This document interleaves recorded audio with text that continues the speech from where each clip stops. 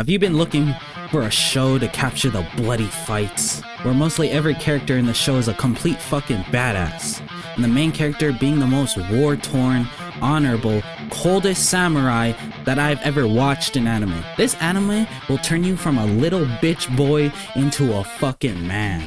But Noah, we already got a show like JoJo, shut the fuck up.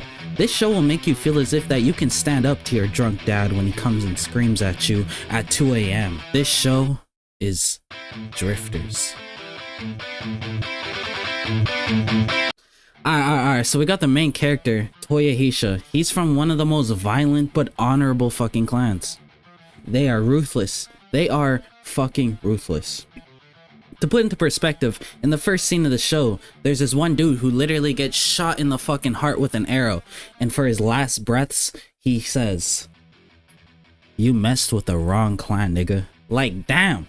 If that isn't one of the most badass fucking quotes I've ever heard from a nigga dying, then I don't know what is. Alright, but peep how cold the main character Toyohisa is. You see, instead of retreating when given the choice, he decided to stay and hold it down with all the other guys while an army storms towards them. And not one of them fucking moved. Not even one of them stutters to say that they do not want to stay. And as they got closer and closer and closer, you know what Toyohisa does? This motherfucker charges towards them, cutting through them like butter. That nigga is determined to take the leader's head. And during the charge towards the leader, this nigga, he gets surrounded. This nigga is done for, bro. He's surrounded by about like 20-30 spearmen aiming towards him. He is done. But before they spear into him, and you know what his nasty ass does, bro? He licks the blood off his cheek. He probably got some HIV or something out of that, because I don't know, because he probably got like 30-40 niggas blood on his fucking cheek, all right? And he continues to charge for the general. And as he jumps, this nigga gets impaled by tons of fucking spears, bro. I don't even know how he's breathing. I don't know how he's breathing, bro.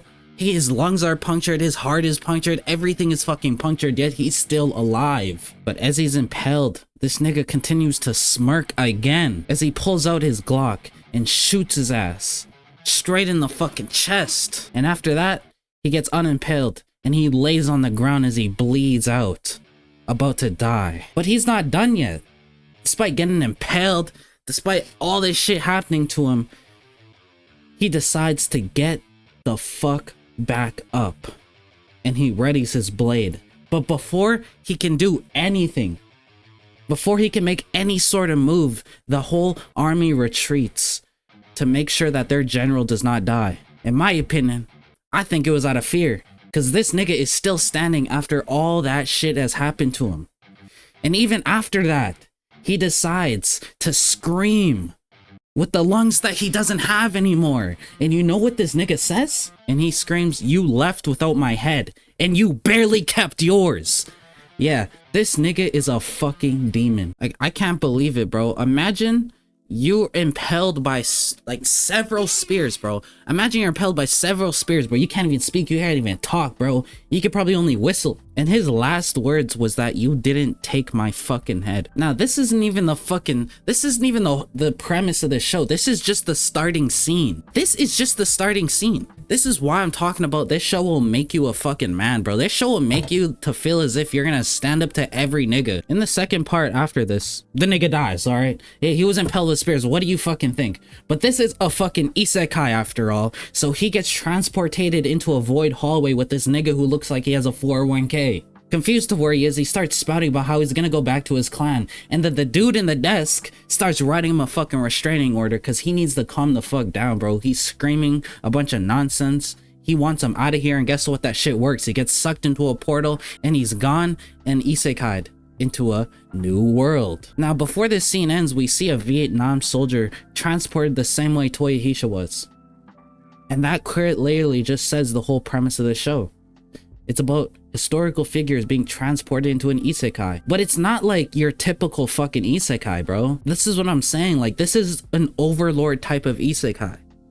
It's one of those shows where it doesn't try follow the happy giddity like shit. It shows you the ruthless of an isekai. It shows you what historical figures who have all this honor and fucking violence will do in an isekai. So after he's been isekai'd, he's laying down bloodied. He needs a shield potion or something, otherwise he's gonna die out. And these two elves find Toyohisa laying on the ground, and you're not really gonna understand these little niggas until a little later on. For now, they're just gonna be sounding like Animal Cross characters. And for some reason, the only English word these niggas know is drifters. And that is what they call the people who cross through this world.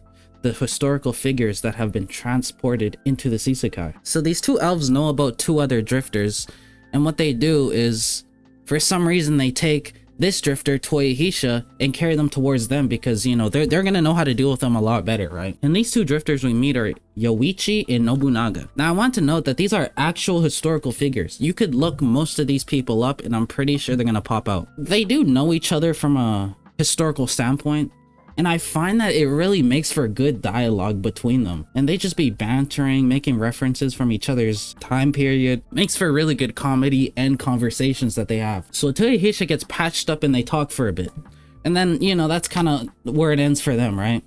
But then, later that night, they're laying down. And instantly, this nigga Toyohisa, like a dog he is, jumps up out of his fucking bed and smells that there is carnage happening in the air. And he sees smoke from a distance. All of them have awakened because they are warriors who can sense war. They see smoke in the distance and they realize that a village is getting raided. That there is something fucked up happening that night. And those two elf boys that saved Toyohisa are from that village. And from Toyohisa learning about that information, he springs into action like the demon he is. And that's why I say he's honorable, because despite not knowing these niggas, the only thing he knows is that they saved him. And without a second fucking thought, Toyohisa jumps into action, readies his blade, and sprints towards that village. Now I'm gonna stop there because that is quite literally the most coolest cliffhanger I thought I could stop at. Alright? And if you want me to make another video about this anime, in my opinion, you should just go watch this anime because this shit is badass, right? But if you do want more content like this, where I talk about like a bunch of hidden gems that I've watched when I was like younger and I watched a shit ton of anime, there are so many golden nugget shows that not a lot of people like know, like even know about because they're not talked about. All these new anime watchers and maybe old anime watchers who just didn't give random animes a choice and they only watched the ones that everybody knew and talked about. So if you really like content like this, please, please, please like and subscribe as it helps me get seen, and perhaps I'll make another video on this. Have a good day and have a good night. Bye.